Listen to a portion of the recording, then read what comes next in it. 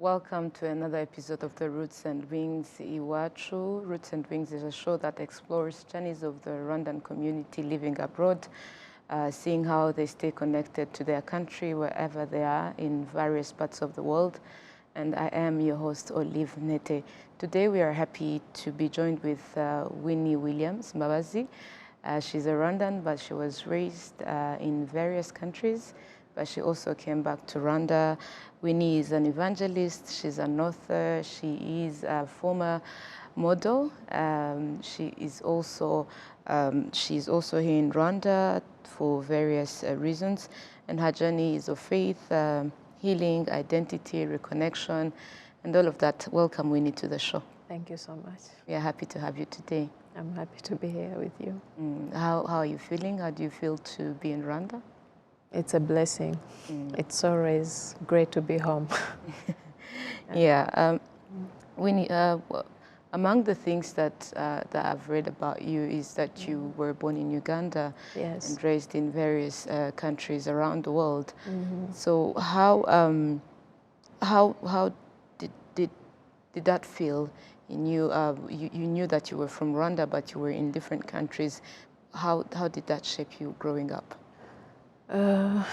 Rwanda is always like first home, and being in different countries, knowing that you are a Rwandan, that alone is like a blessing. To know that, okay, I'm a Rwandan, but I was born in Uganda, I raised up in different countries. But wherever you are, at first it was a challenge when I moved to Finland because of the history. When you were saying that I'm a Rwandan, people were like, But again, because of where Rwanda is now, we are really proud to be a Rwandan. So let's go back to when you were still abroad, because you were brought up in Uganda. Yeah. How did it feel like coming back for the very first time to Rwanda? What were your first impressions? I was still young, and I remember when my parents used to talk about Rwanda as a country flowing with milk and honey. My mom was really like praying every single day. At that time, I think genocide was going on. I had no idea about genocide or anything. I was really little, but my mom, I remember morning, evening, she was praying for Rwanda, and her prayers was like she wanted to die in Rwanda, and unfortunately she died before she came to Rwanda. But growing up, having that image of going to your roots where milk and honey are flowing. So it was like, I want to go there and see that country, that beautiful country. But when we came, I think we came, it was 1995, immediately after genocide, and we were welcomed with umovumba. The water was really like dirty, as you see, and they told us, hey, you are in Rwanda. I was like, no, this is not the country my mom Used to talk about. Yeah. So that was the first impression. And we went very far in a village called Kalama there. It's surrounded by mountains, so it was a bit challenging. But again, I said, okay, this is Rwanda. But still I didn't believe it because I had the different image. Yeah. Now, you living back in Uganda before you moved back here in Rwanda, how old were you, and how did your parents keep the Rwandan spirit alive in your home? Because you told us that your mom would pray for Rwanda. Weren't you curious to ask her, what is that country? Why do you always pray for it? Like such questions as a kid. We were talking, or we were speaking Kinyarwanda at home, though mixing with Luganda and English. And she was telling us, like stories about Rwanda, telling us the you know, the kings, but we had it as like it's just stories. Because I think I was around 6 when my mom died, and then we moved here. So at 6 years old, you just take that beauty of what you had. So, and the country I expected was a beautiful country. But actually, when you look at it, it's really beautiful. Now, back to what you just shared with us, that when you came back, it was like a different image from what you've been told, from like what your parents used to tell you. What were the challenges you growing up in the country? Because you said you moved back here when you were 6 years old. 6 years old, you were like a grown-up kid. What were the challenges that you met?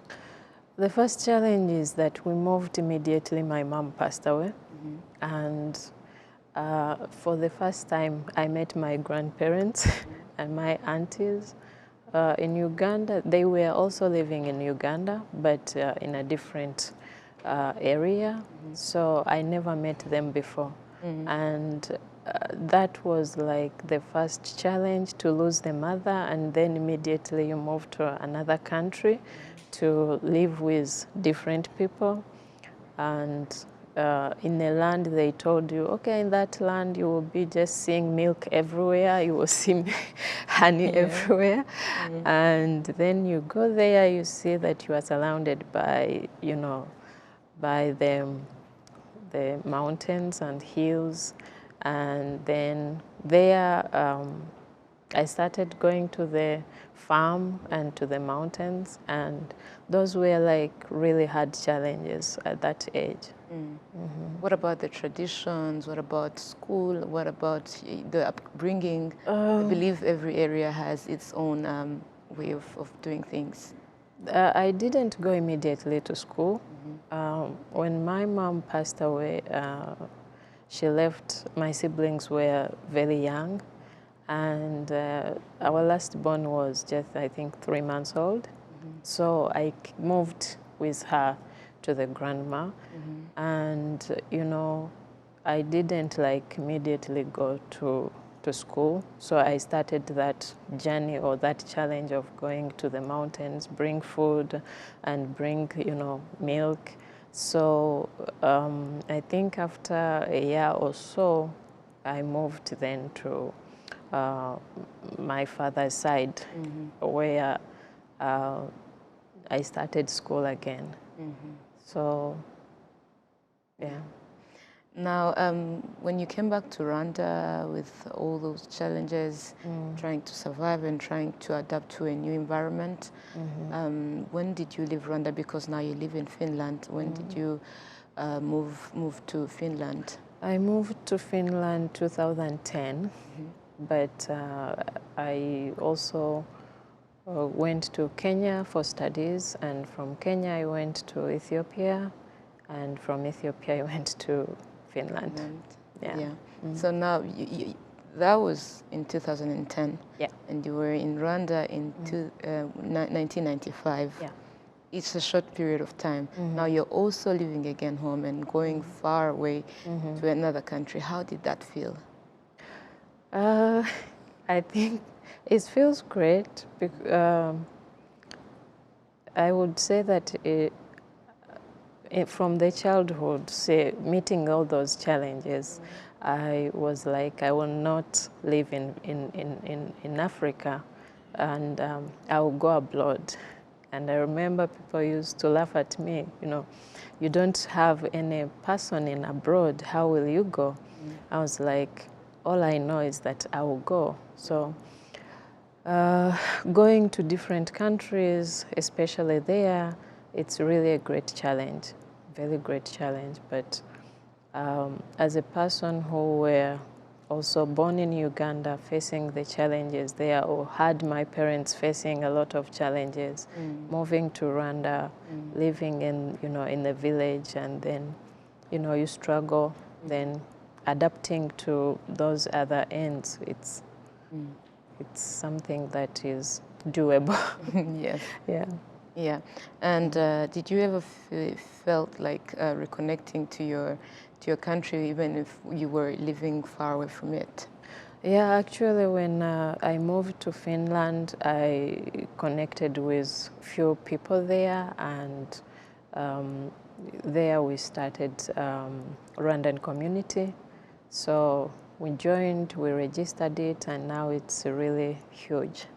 Yeah. Now, to that Rwandan community, how has it helped you, like, to stay rooted here in Rwanda while like living far away from it?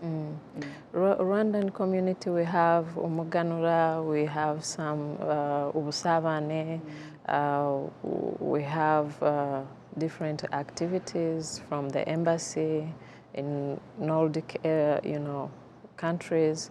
So attending all that kept me even feel like I'm in Rwanda. And also every year we visit Rwanda. So. Yeah. Every year you visit Rwanda, you said.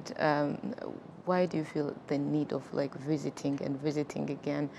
Don't you feel like I'm living abroad? I do not feel welcomed anymore. Like I've been there like last year, this year I won't. No, actually we used to do that. My dad passed away in 2016. But then I think 2017 I was like, I don't feel like going back home. I don't have anyone there. But then I remember that, hey, I have my relatives here. Besides, this is my home. So I kept coming. And I feel home every time I come. Now, now to your personal journey, you've been a model. A nurse as well. I don't know if you still do the profession. Yeah. You still are a nurse, and you're also an author. What thread connects all of those personalities? Being an author, a nurse, and also you've been a model. I did modeling when I moved to Finland for a couple of years, and then I became an evangelist. And as you know, modeling is worldly, is out there. So the requirements was not matching with the evangelism. So, so I had to quit one, though I loved it, but I had to let it go. And I focused on being an evangelist, which I also love most. And also when I come to Africa, half of my holiday goes for evangelism. And that one I enjoy, and also enjoying writing. I enjoy writing, and and I'm still working as a nurse. So at times when I'm working at night, I'll be writing. Yeah, when I have my break. We'll come back to the book, but before, was it like an easy choice to make, quitting modeling and then moving up to full-time evangelization? It is not easy. It is a test. Yeah. I would say it's a sacrifice I had to make. Now, let's go back to your book. It says, let me do this. I'm free out of dark deep pit. What did you have in mind when you were writing this book? What audience? Who were you talking about? And what I was talking about myself, actually. It's my journey, from childhood to where I am, or to where I stopped writing that book. So during my childhood, I really met different challenges, raising my kids alone, or I call them my kids, but they are my siblings. And also, I remember here when I joined Keke Security, I was underage, but I joined just to find a way to raise my siblings. And all those challenges, there was some, some energy pushing, go forward, do this. So in that book, I share my experiences and also encountering God personally. If you would tell us briefly about it, In deep. About the book. Yeah. First, I would say that writing, it started when I was young. After my mom passed away, my dad became so depressed and he became alcoholic. He would do all the jobs. He came back to Rwanda. He started schools. He worked on provinces. He was really having good job, but still alcoholic. So at some point when he stopped working for the government, he started doing some writing some programs like imishinga and for people. So he will write those, give people ideas what they can do. They go to the banks and get money and they start their own businesses.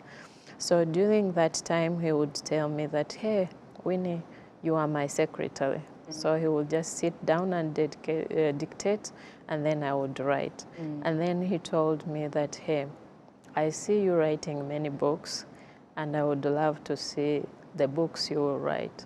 So I didn't take it serious, but I would be there even at night. I would have a dream and wake up and write.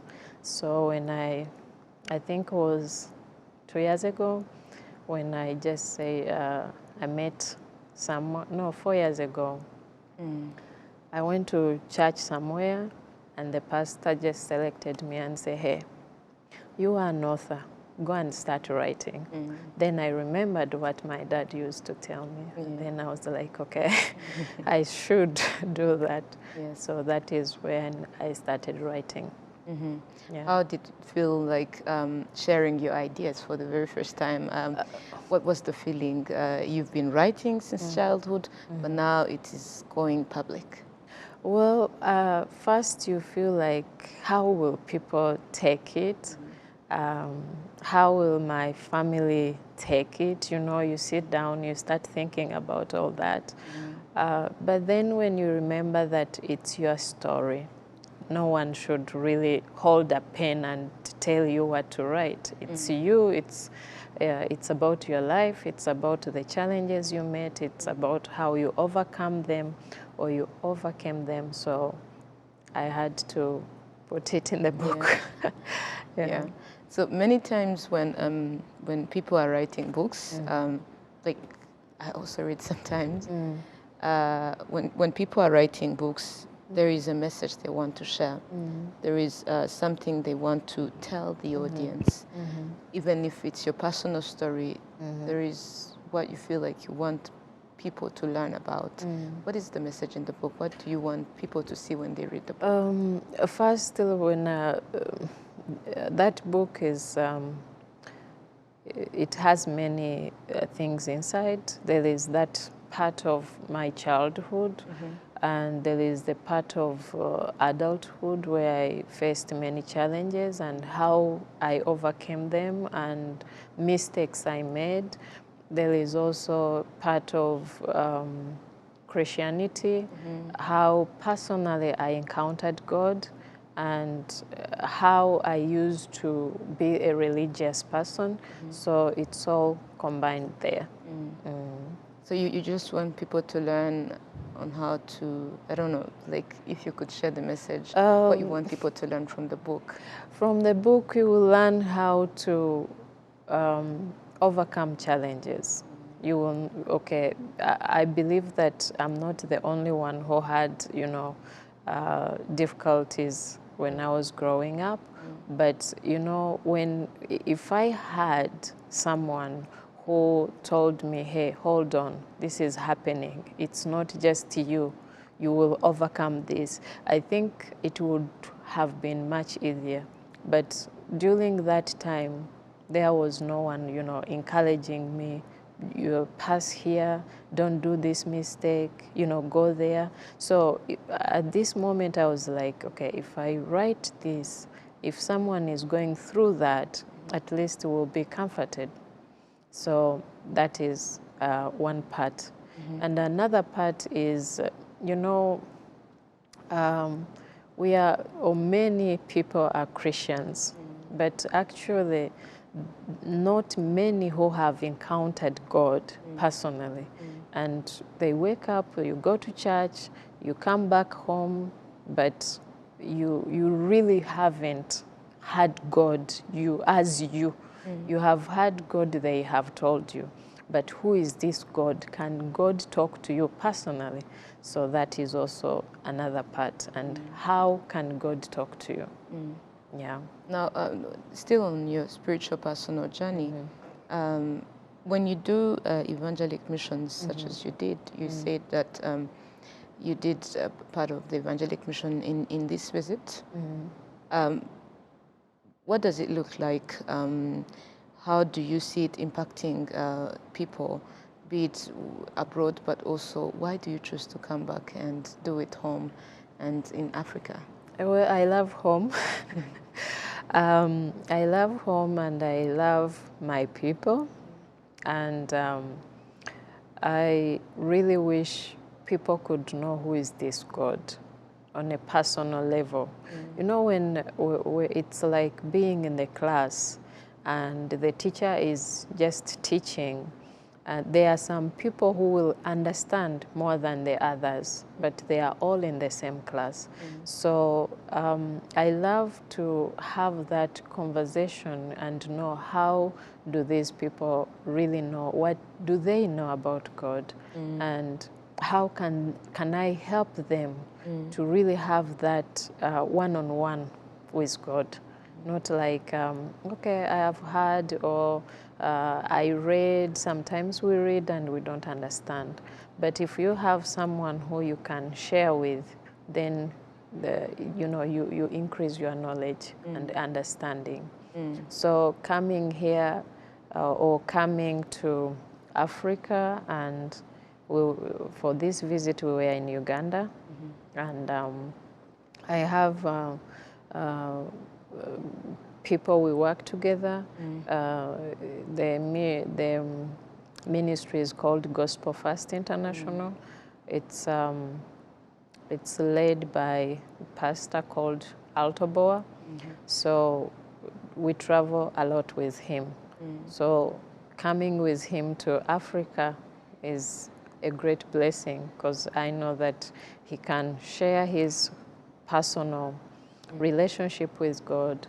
I can share mine, and people also we find here can also share with us. So all together we can be a family of knowing who is this God. Now back to your identity and personal journey as someone, as a Rwandan who has lived in various countries, be it in Africa and abroad. There are people with similar stories as yours that have been brought up in different countries, but that are Rwandan. What message would you give to them, that those people that struggle to still connect with their country, their homeland, even when they are far away? They're like, I did not grow up in that country. I don't know the traditions of that country. I do not even know, some of them do not even know many people back here. Just listen that we have family members in that country. What would be your message to them as someone who have lived in the very same situation as them, but has kept that connection with your country?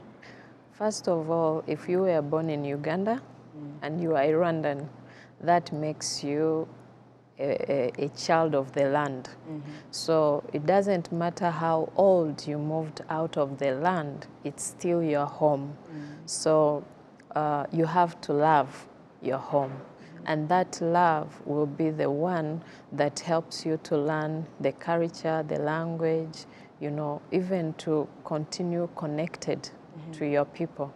But if you just say that I was born there, but I didn't have a good life there, so I'm abandoning it, then you have a problem.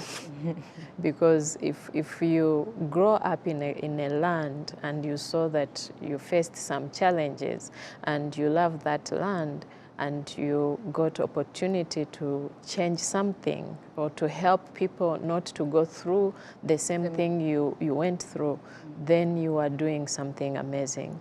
But if you choose to just be there and become selfish and abandon your home, then you have a problem. Yeah.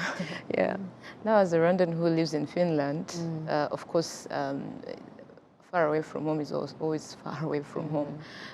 What message would you give to the people, or what would you tell them to do, even if they are far away, to, to keep that sense of missing home, of keeping the country at heart, even when you're far away?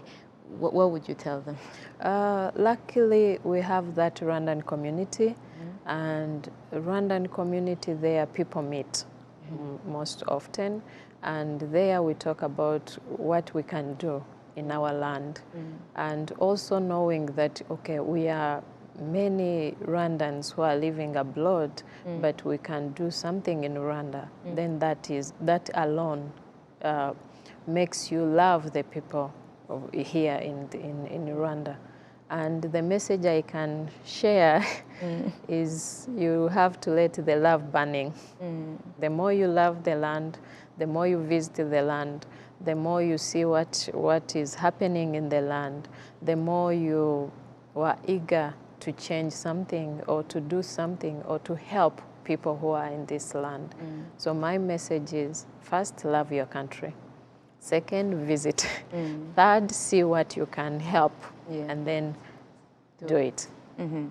Now, before we close up this chapter and say goodbye to our viewers, I would like to come back to you as an author. This is your first book.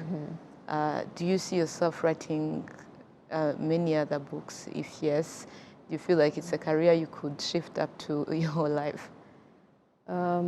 Yes. I'm into many things. When I got to Finland, I don't know how the opportunity came, but the opportunity found me, and I had that great opportunity to be a member of Christian Democratic Party in Finland. It's a political party, and I was also given opportunity to be part of the regional elections and municipal elections, and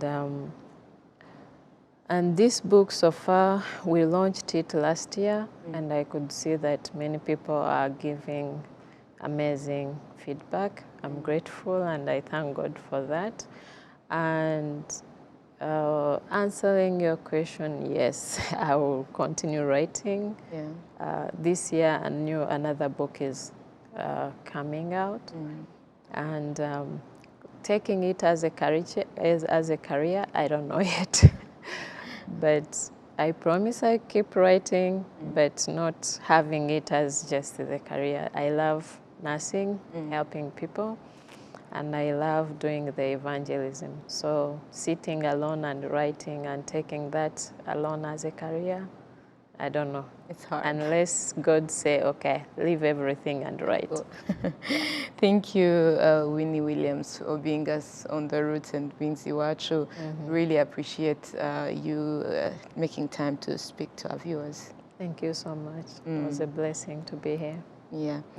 Winnie Williams has reminded us that however far you may be, wherever far you may be, home will always be home, and that you need to keep your roots at your heart, because that's where you come from. And coming home is not about distance or anything. It's all about what you carry in your heart. Thank you, Winnie, for sharing your story and for sharing the message in the book with us. Thank you so much. Now, to our viewers, thank you so much for staying with us. We hope to see you next time. I am your host, Olive Nete. See you next.